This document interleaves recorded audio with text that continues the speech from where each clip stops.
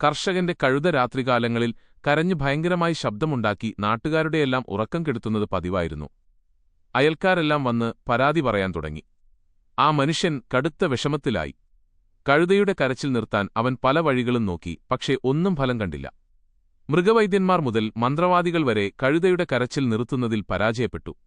ഒടുവിൽ അവൻ ആ നാട്ടിലെ ഒരു സൂഫിജ്ഞാനിയുടെ അരികിലെത്തി സഹായം അഭ്യർത്ഥിച്ചു. എന്റെ കഴുത രാത്രിയിലുണ്ടാക്കുന്ന വലിയ ശബ്ദം കാരണം എനിക്കും നാട്ടുകാർക്കും കിടക്കപ്പൊറുതിയില്ല. ഇതിനൊരു പരിഹാരം പറഞ്ഞു തരൂ. സൂഫി സന്യാസി ശാന്തനായി പറഞ്ഞു. നീ ഇന്ന് രാത്രി കഴുതയുടെ വാലിൽ വലിയൊരു കല്ല് കെട്ടിത്തൂക്കുക.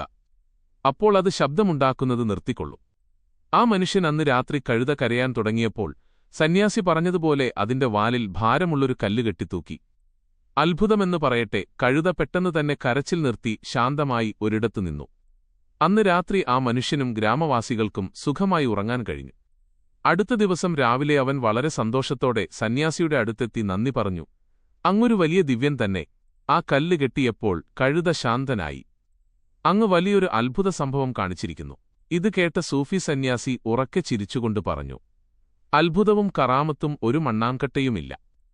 സത്യമെന്തെന്നാൽ കഴുതകൾക്ക് കരയണമെങ്കിൽ അവയുടെ വാല് മുകളിലേക്ക് ഉയർത്തേണ്ടതുണ്ട്. നീ വാലിൽ കല്ല് കെട്ടിയപ്പോൾ അതിന് വാലുയർത്താൻ കഴിഞ്ഞില്ല, അതുകൊണ്ടതിന് കരയാനും പറ്റിയില്ല. ഇതാണ് ഗുട്ടൻസ്. പ്രകൃതിയുടെ ലളിതമായ നിയമങ്ങളെ മനസ്സിലാക്കാതെ സ്വന്തം താൽപ്പര്യങ്ങൾക്കനുസരിച്ച് ഓരോ കാര്യങ്ങളിൽ അത്ഭുത പരിവേഷം നൽകുന്ന മനുഷ്യന്റെ ചിന്താഗതിയെ ഈ കഥ കണക്കിന് പരിഹസിക്കുന്നു.